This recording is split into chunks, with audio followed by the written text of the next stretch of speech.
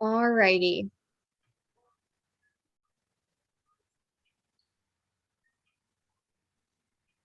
So like I said, these are like major tips. It was really cool because I've actually had this presentation done for I think like 3 months now. This was just a random topic that I wanted to do and cover. And I think that I'll probably cover it every like 5 to 6 months as like a reminder to not only the new coaches, but like as to us as well, because I love having these reminders still 5 years later.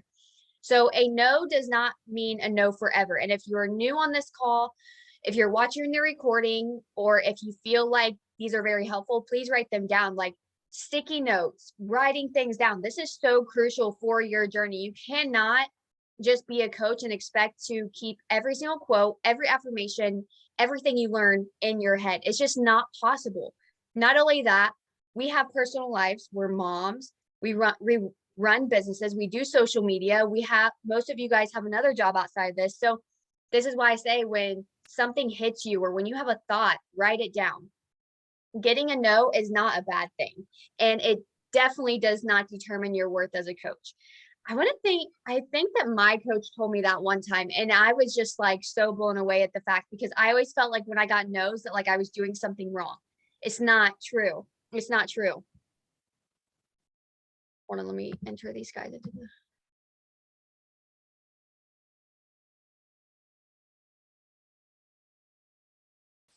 All right, next slide. Every woman who chooses herself has experienced some sort of rejection in her past. I believe I got that quote from Girl on Fire, which Ravens read it as well because I sent it to her. You should give that to Brooke to read. Do you still have it, right? You should definitely have Brooke read that. I think that would help her tremendously. But instead of getting angry, this is so good. Let me move your guys' faces around. Instead of getting angry or letting a no destroy your mindset on this business, know that it's making your mindset stronger in this business. Eventually, when you get a no, you will actually be like, damn, I feel bad for her. She's missing out, instead of taking it personal. That's literally when someone tells me no, I like can't believe it. I'm like, oh my God. So yeah, don't take it personal. That's on them. You know, if someone can't take an opportunity like this, okay. Okay, you know, like obviously there is nothing that they can lose from this but gain from this. So in the end, they are losing out on this. Keep building no matter what. Keep building your platform. You never know who's watching you, but you've got to keep showing up in order for anyone to see you. And I've talked about this so many times. Oh my God, where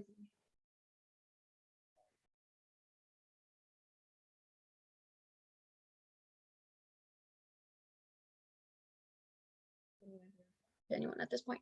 But yes, just keep showing up, because I don't know if many of you guys know this, but I don't watch who watches my stories. It's something that still to this day gives me anxiety. But I think it would give anyone anxiety if you thought that almost, okay, so around close to 400 people watch my stories a day. If I went through and, looked at everyone who watched me, it'd be hard to show up as my high self. It'd be hard to show up as my authentic self, because I would be worried about what that girl is thinking, because there's still girls that follow me from high school that I didn't like in high school. They watch me every day. So it would make me think like, okay, they watch me, but they've never complimented me. They've never commented on one of my posts. They've never liked my post, but they fucking watch me.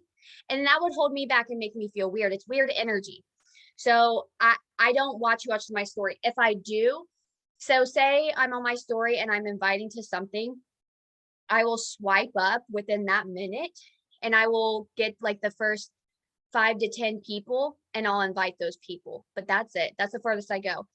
I actually find more success in like reaching out to the people who like my post. And if someone's liking my post, I love that, because that means they're supporting me. Not all story watchers support you. They're just fucking creeping. And I'm just gonna be real about that. So yeah.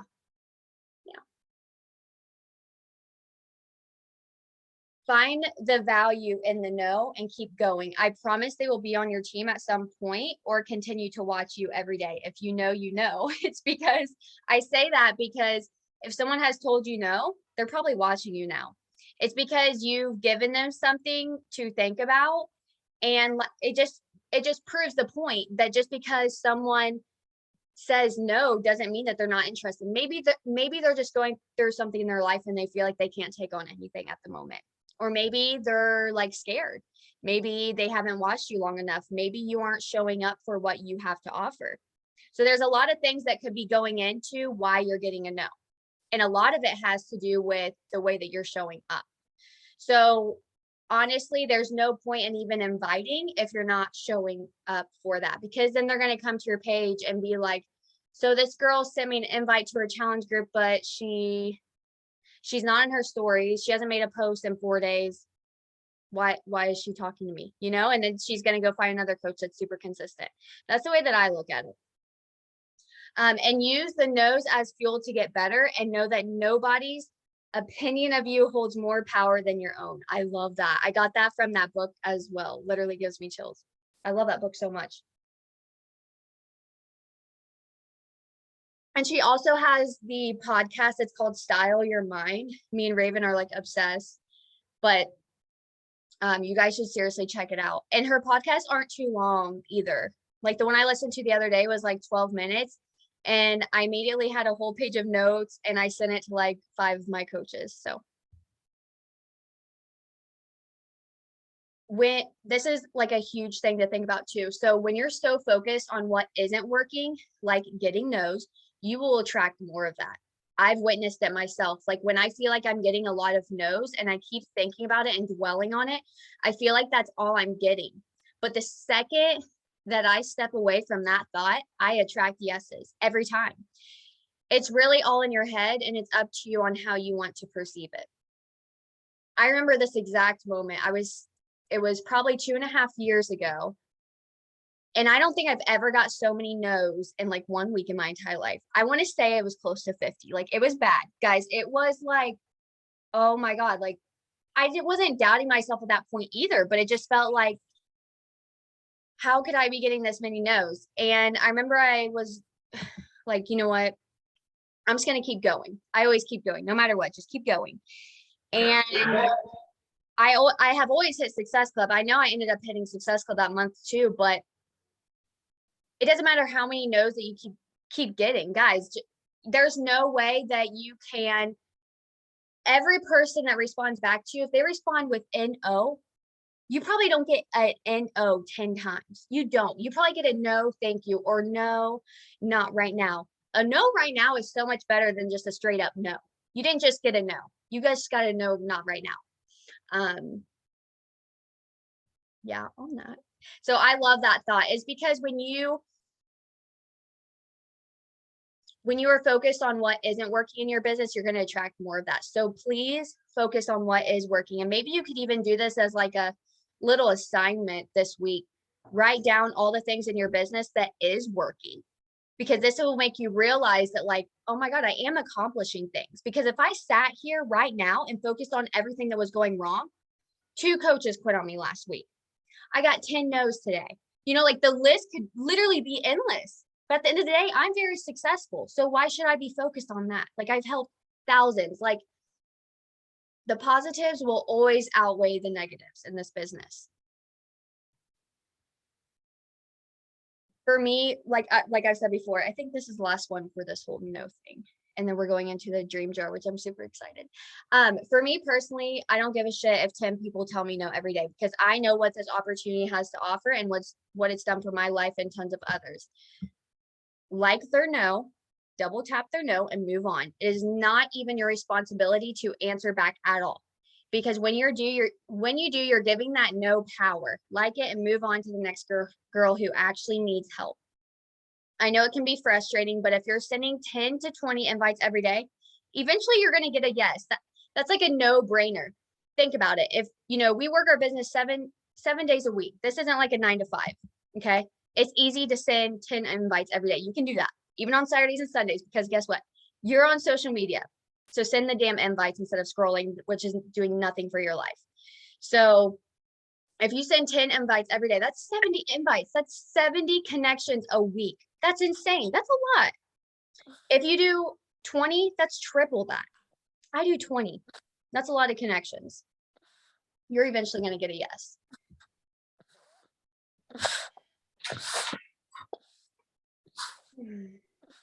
And then lastly on this, I promise if you can show up like a badass every day, not allow the negative thoughts to win, you will win. You will 100% win. It's all in the way that you show up for it. People, you have to realize that people don't see the behind the scenes work. They only see what you put on your story. So show up for it. Focus on the things that are working so you will attract more of that into your business. Like I've said 1,000 times. Okay, so up for this dream jar. So so Chris details cars for a living. He's actually a detail manager. And people will bring in their cars to be sold and he has to like clean them out, and he finds tons of stuff, like things that people have left in their cars and stuff. And he found this book and he gave it to me. First of all, so thoughtful, but it's called She Means Business, and turn your ideas into reality and become a wildly successful entrepreneur. And I'm only on page 44, and I swear to God, every chapter, it's almost ridiculous how many thoughts I came up from this book. It's great. And one of them was this dream jar. So how to create your dream jar. Guys, you can have, I actually have an old spaghetti jar over there. I obviously cleaned it, but it's just a glass jar, or you can use a mason jar or whatever jar. You can even use like a clear container. But in this jar, I use little like neon note cards. So it was just more eye-catching for me and fun. And then I cut them into 4s. And then you would write out everything you want to achieve on the little pieces of paper and then fold them up into your jar. And this is your dream jar. And so I'm actually going to read you guys some of mine so that you can get an idea. But it's very in detail. It's not little goals. Can everyone mute yourselves, please? Sorry, it's just like echoing. Thank you so much. So every day you will pick a piece of paper out of this jar. Every morning and every evening or right before bed is perfect. I've been doing every morning and like after my work day. And then you would set a timer on your phone for a minute or two, and you would sit there and you would literally experience in your head achieving these things like it's already happened, or you can just read them out loud. I personally have just been reading them out loud instead of sitting in the thought. Sometimes when I do that, I just get weirdly in my head. So it's literally whatever works for you. You could even meditate on this. I know a lot of girls on our team are into that, and I like to meditate here and there too. Either way, you are vividly visualizing that it has actually happened. So for example, let me read you some of mine.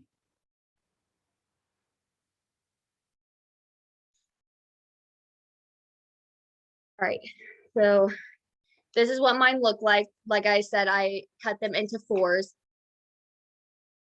And I looked at my vision board for one. So a lot had to do with my vision board.